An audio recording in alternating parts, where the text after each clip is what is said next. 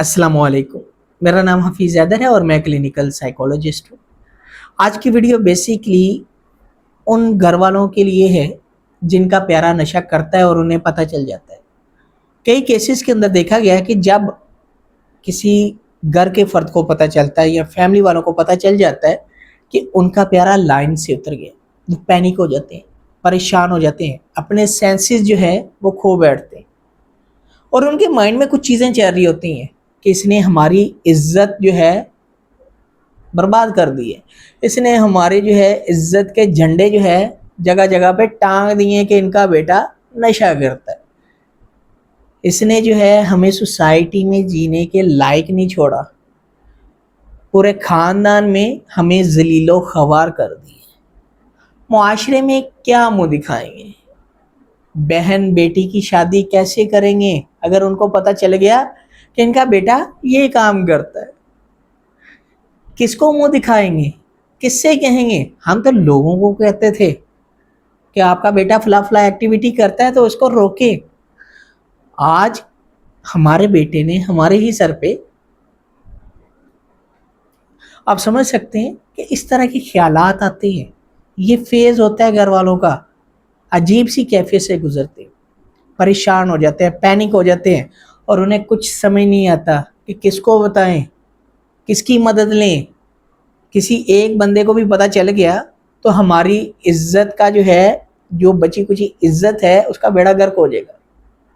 वो डरते हैं। अब इसी डर की वजह से मरीज को भी ख़राब करते हैं, अपने प्यारे को भी ख़राब करते हैं। होता ये है, अब ये सारी सिचुएशन में सारे का सारा ब्लेम पेशेंट के ऊपर डालते हैं, अपने प्यारे के ऊपर डालते हैं और उसके साथ बुरा रवैया अख्तियार करते हैं, उसके साथ गाली गलौज करते हैं, उसको मारते पीटते हैं, उसको बुरे अलकाब से पुकारा जाता है, उसकी जो है घर में इज्जत नहीं रहती, इमोशनल सपोर्ट नहीं मिलती और वो बेचारा दोबारा नशे की लाइन पे आ जाता है कि मैं तो अब जो है घर में पकड़ा गया हूँ, मेरी इंसल्ट हो गई है, मेरी रिस्पेक्ट नहीं रही, मैं जो है ऐसे हो गया, मेरे साथ वैसे हो गया, ये हालात हो गए, वो हालात हो गए।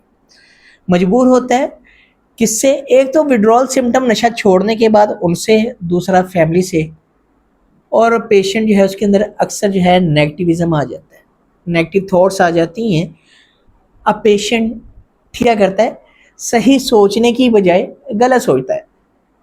अब एक इंसान को बार बार जो है घर वालों की तरफ से ये मैसेज मिल रहा है कि तुम तो नखट्टू है, नकारा हो, तुम किसी काम के लायक नहीं, बाहर जाते हो नशा करके आते हो, घर आते हो नशा करके आते हो, कहीं उसने ज़रूरत के काम से भी जाना हो तो नशा करने जाना है, ये करने जाना है, वो करने जाना है। सारी चीज़ें नशे के टाइटल और टैग के साथ जोड़ दी जाती हैं। मैं मानता हूँ घर वालों के लिए ये एक पैनिक सिचुएशन होती है, बड़ा क्रूशल टाइम होता है और घर वालों को आइडिया नहीं होता कि अब जो है कैसे इस तरह डील करना है, अपने प्यारे को कैसे नशे की ज़िंदगी से बचाना है, कैसे उसको रिकवरी फेज़ के ऊपर लेकर आना है। लेकिन मैं ये जो लोग, जो घर वाले इस तरह का रवैया अख्तियार करते हैं ना कि पेशेंट के साथ बुरा बर्ताव करते हैं, उसको मारते हैं, पीटते हैं, उसकी इंसल्ट करते हैं, उसको टीज़ करते हैं, पोक करते हैं, चार लोग बैठे हो तो उसे डिग्रेड करते हैं। मैं उनसे रिक्वेस्ट करूँगा ये ना करें, आप उसको इमोशनली सपोर्ट करें, उसके साथ एक अच्छा दोस्त बन जाए, उसकी बातें सुनें, उसको एक अच्छे अंदाज में ट्रीटमेंट के लिए विलिंग करें। अगर वो ट्रैक से उतर गया है, अगर वो जो है गलत रास्ते पे चल पड़ा है, रास्ता बदल सकते हैं, उस ट्रैक को बदल सकते हैं, उसका इलाज करवाने की तरफ लेकर आए, उसको ऐसे ना छोड़ें, उसके साथ ये बिहेवियर ना करें। अगर आप ऐसे ही करेंगे तो आपका प्यारा नशा ही करेगा, कुछ नहीं करेगा।